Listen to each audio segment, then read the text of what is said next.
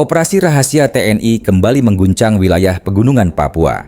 Pasukan gabungan TNI berhasil melancarkan serangan senyap ke basis kelompok bersenjata Organisasi Papua Merdeka atau OPM di Distrik Jila, Kabupaten Mimika, Papua Pegunungan.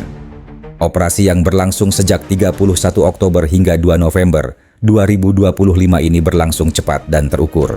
Dalam serangan itu, satu komandan OPM yang dikenal sebagai pimpinan kelompok Numbuk Telenggen dilaporkan tewas di tempat. Aksi ini melibatkan pasukan gabungan dari Satgas 611 Mula Warman, Kodim 1710 Mimika, serta sejumlah satuan pendukung lainnya. Mereka menyusup ke jantung pertahanan OPM setelah mendeteksi adanya pergerakan mencurigakan dari pasukan Numbuk Telenggen di sekitar wilayah Jila. Kontak tembak sengit pun tak terhindarkan.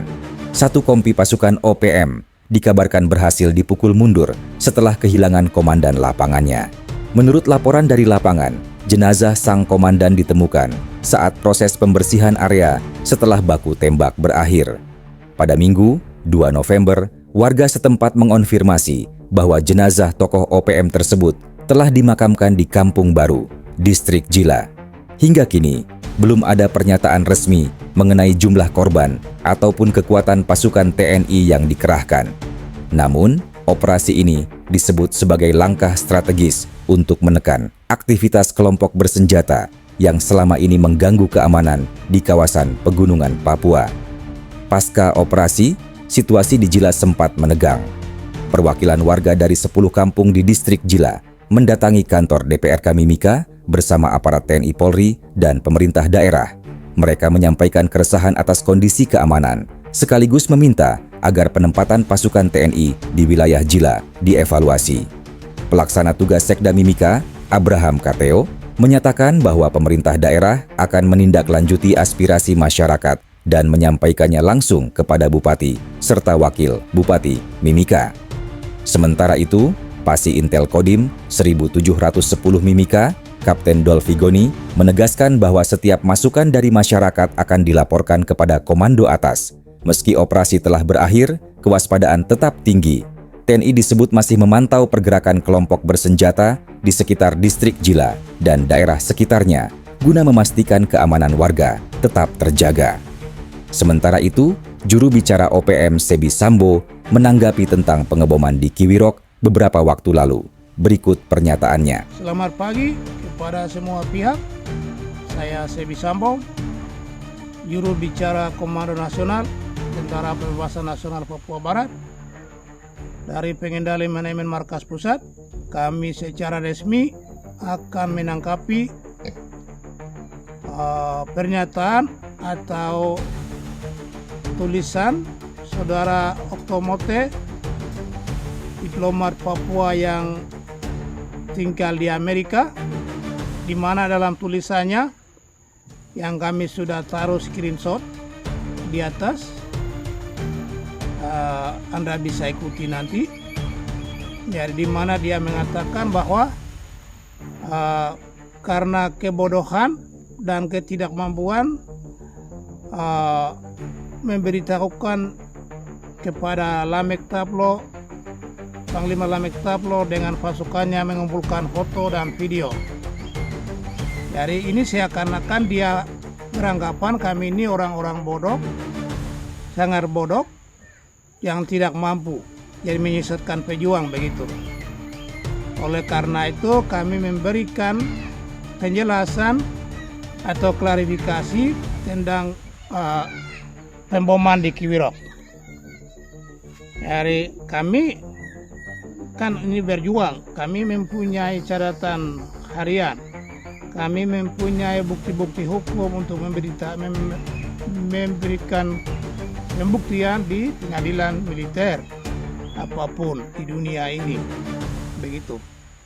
Jadi kami tidak pernah, manajemen tidak pernah memberitahukan mereka mengumpulkan bom, foto-foto, tetapi itu Panglima Lamek dengan rakyat yang bawa bom itu ke perbatasan Papua Nugini di itu mobil, dan mereka melaporkan itu, maka kita mengumumkan dan sudah dipublikasikan oleh hampir banyak media di seluruh dunia tentang bom Kiwirok, bom mortir di Kiwirok.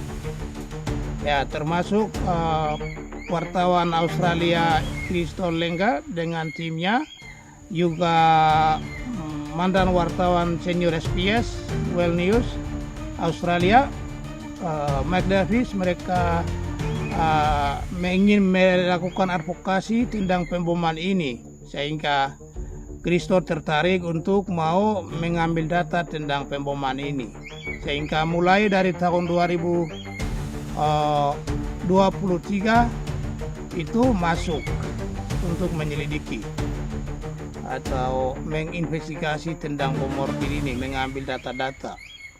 Dan sebelumnya pada bulan November 2022 kami sendiri pergi ke Kiwirok mengambil data bom, di mana bom dijatuhkan, rumah-rumah hancur semua. Kita juga sudah mengumpulkan data dan melaporkan. Berdasarkan itu, wartawan Australia Christo Lenga dengan timnya, mereka ingin wawancara para saksi, dan itu kami lakukan pada tahun 2023. Dan kita mewawancara, dan hasil wawancara itu disiarkan oleh Christo melalui channel YouTube-nya media Paradise Broadcasting. Itu dengan judul pertama Paradise Bambet. Itu sudah dipublikasikan. Dari situ orang dunia mulai tahu dan tertarik, maka kita juga melakukan investigasi untuk wawancara saksi, panglima, semua. Tadi 2023 kita berlanjut mewawancarai mereka 2023 itu bulan Februari. Itu kita tidak di Tumolbil lagi, tapi kita pergi jauh di dekat Kiwirok dan kita wawancara di sana. Dari hasil wawancara juga sudah disiarkan. Dari bom ini kita mengumpulkan data itu setelah masyarakat mengeluh, ya harus memberikan pembuktian bukti hukum untuk menggiring Indonesia, karena mereka melakukan bom mortir di wilayah lingkungan masyarakat itu suatu pelanggaran HAM, dan ini bagian dari program genocide. Dan kita lakukan itu. Jadi dari 2022 kami sudah sarankan ke Panglima Lama mereka bahwa bom ini berbahaya. Yang serpihan-serpihan ini kamu boleh kumpul untuk laporan barang bukti. Tetapi kalau bom-bom yang masih belum meledak ini detonatornya masih aktif. Saya sendiri sudah kasih saran mereka 2022.